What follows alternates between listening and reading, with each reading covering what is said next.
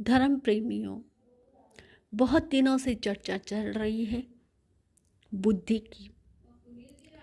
विचार, मनन, स्मृति, पहचान, अनुमान, प्रमाण आदि जो हैं वो बुद्धि के ही कार्य हैं। इन बुद्धि के कार्यों को बताते हुए, बुद्धि बल बताते हुए कि 4 प्रकार की बुद्धि होती है और इस बुद्धि के कई भेद प्रभेद होते हैं। उसमें से एक बहन ने पूछा कि बाबूजी, ये अनुश्रोत पदानुसारिणी बुद्धि क्या होती है? अनुश्रोत पदानुसारिणी बुद्धि वो है जो किसी अन्य से प्रथम पद के अर्थ और ग्रंथ को सुन करके अंतिम पद तक उस अर्थ और ग्रंथ के विचार में समर्थ, अतिशय निपुण हो जाना। जैसे कहते हैं कि रूपसेन और वामदेव नाम के 2 घनिष्ठ मित्र थे। जब उन्होंने विद्या अर्जन किया, उसके पश्चात अर्थ कमाने के लिए यानी धनोपार्जन के लिए उन्होंने विदेश जाने का मन बनाया कि हम दोनों विदेश जाकर खूब धन कमा के फिर स्वदेश में लौट आएंगे।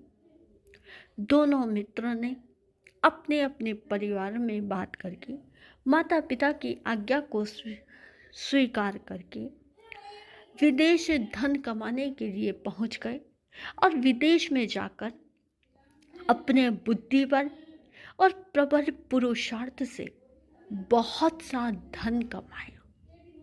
और जब धन कमाते कमाते अपने परिजनों, स्वजनों, स्ववतन की याद आने लगी, तब वे वहाँ से निकले। लेकिन उन दोनों मित्रों में से वामदेव के मन में थोड़ी सी लालच, लोभ, तृष्णा के भाव उत्पन्न हुए। उसने विचार किया कि मैं तो इतना पुरुषार्थ करने के बावजूद जितना मुझे धन चाहिए था उतना नहीं कमा पाया, लेकिन मेरा जो ये मित्र है रूपसेन, इसने दुगुना लाभ कमाया है, तो क्यों ना मैं इसके धन को भी हड़प लूं। लोभ जहाँ पैदा हो जाता है, लाभ जहाँ दिखने लग जाता है, वहाँ व्यक्ति इष्ट अनिष्ट को भी समझ नहीं पाता। ठीक ऐसा ही हुआ। घने जंगलों में से गुजरते हुए वामदेव ने रूपसेन को मार डाला। जब उस पर अंतिम प्रहार कर रहा था, लहूलुहान की अवस्था में, वो रूपसेन अपने मित्र वामदेव से कहता है कि वामदेव, तुमने मेरे साथ में बहुत बड़ा धोखा किया है, किंतु कोई बात नहीं, तू मित्र है, तू अपनी मित्रता भली भांति नहीं निभा पाया, लेकिन मैं तुझ पे अभी भी क्रोधित नहीं हूँ। मैं सिर्फ इतना कहना चाहता हूँ कि तू स्ववतन में जा रहा है, अपने घर में जा रहा है, स्ववतन जाकर मेरे पिता को एक छोटा सा संदेश दे देना। वामदेव ने कहा, बोलो, जो कहना है शीघ्र कहो। रूपसेन ने 4 अक्षर बोले, वारुगोल। उसने कहा कि ये जाके मेरे पिता को कह देना और मुझे कुछ नहीं कहना। अंतिम सांस ली और रूपसेन का देहांत हो गया। वामदेव अपने वतन में पहुंचा, परिजनों के मध्य पहुंचा और उसके पश्चात रूपसेन के पिता के घर गया और कहा कि अंकल जी, रूपसेन तो धन कमाने की लालसा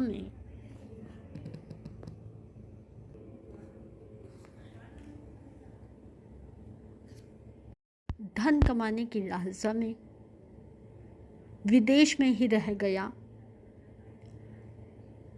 रूपसेन के पिता ने कहा कि कोई बात नहीं, लेकिन उसने मुझे कोई संदेश तो भेजा होगा। तब वामदेव ने कहा कि हाँ, उसने आपके लिए 4 अक्षर कहलाए हैं और वो अक्षर थे वा रू घो ल। जब ये अक्षर सुने तो रूपसेन के पिता को थोड़ा सा संदेह उत्पन्न हुआ, शंका उत्पन्न हुई कि मेरा पुत्र इन अक्षरों के माध्यम से क्या कहना चाहता है। बहुत दिमाग लगाया, किंतु फिर भी उन्हें समझ नहीं आया। तो वो अपनी शंका लेके राज दरबार में पहुँचे, राजा के समक्ष अपनी बात रखी। तो राजा ने अपने मंत्री बल को मामला सौंपते हुए कहा कि इनके इन अक्षरों का सार निकाला जाए। उन मंत्री परिषद में से एक वृद्ध मंत्री ने, जिसे पद अनुसारी बुद्धि प्राप्त थी, वारु घोल 4 अक्षरों पर विचार किया, चिंतन किया, मनन किया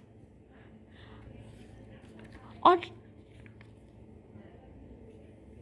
स्वतः ही उनके बुद्धि बल से एक श्लोक स्फूर्त हो गया, एक श्लोक बना और वो श्लोक था, वामदेवेन मित्रेण रूपसेनो वनांतरे घोर निद्रा वशीभूतो ल शलोभान निपातिते। अर्थात उन वृद्ध मंत्री ने राजा और उस रूपसेन के पिता को बताया कि रूपसेन ने जो ये 4 अक्षर कहे हैं, उनका सार ये है कि घोर निद्रा में सोते हुए रूपसेन को वन के बीच में 1 लाख मुद्रा के लोभ में वामदेव ने मार दिया है। मंत्री के ये रहस्य उद्घाटन करते ही राजा ने उस हत्यारे वामदेव को पकड़ लिया। पदानुसारिता बुद्धि का ये चमत्कारिक लक्षण है जो कि व्यंजन लब्धि से प्राप्त होता है। इससे इतनी तीव्र बुद्धि होती है कि व्यक्ति एक क्षण में ही या 2 क्षण, ज़्यादा से ज़्यादा 1 मिनट के अंदर ये भांप लेता है कि सामने वाला क्या कहना चाह रहा है, उसके दिमाग में क्या चल रहा है। एक पद सुना, एक अक्षर सुना और अक्षर सुनते ही तुरंत अपनी बुद्धि बल से उसका सार समाधान खोज लेता है। वामदेव का क्या हुआ? उसे सूली पर लटकाया गया या जेल में वो सड़ता रहा, उससे हमें कोई मतलब नहीं।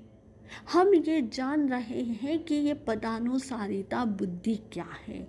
ये एक ऐसी बुद्धि है जो व्यक्ति में अगर स्फुरित हो जाए, जागृत हो जाए, तो व्यक्ति अपने इष्ट अनिष्ट को भली भांति समझ सकता है। और यदि इस बुद्धि को जागृत नहीं किया जाता है या जागृत करने का प्रयास ही ना किया जाए, तो व्यक्ति अपने बुद्धि बल का सदुपयोग नहीं कर पाता। उसे जिस तरह से अपनी बुद्धि का उपयोग करना है वो नहीं कर पाता, क्योंकि ये पदानुसारिता जो बुद्धि है वो कैसे प्रकट होती है? इसके प्रकट होने का कारण है परावर्तना, यानी आपने जो पढ़ा है उस पढ़े हुए को आप बार बार रिपीट करते रहे, दोहराते रहे, परावर्तन करते रहे, तो ये पदानुसारिता बुद्धि हमारे भीतर प्रकट हो जाती है, और जिसके अंदर ये बुद्धि प्रकट हो जाती है वो हमेशा बुरे से बुरे कर्म करने से अपने आप को रोक लेता है। बुरे कर्म में वो कभी लिप्त नहीं होता।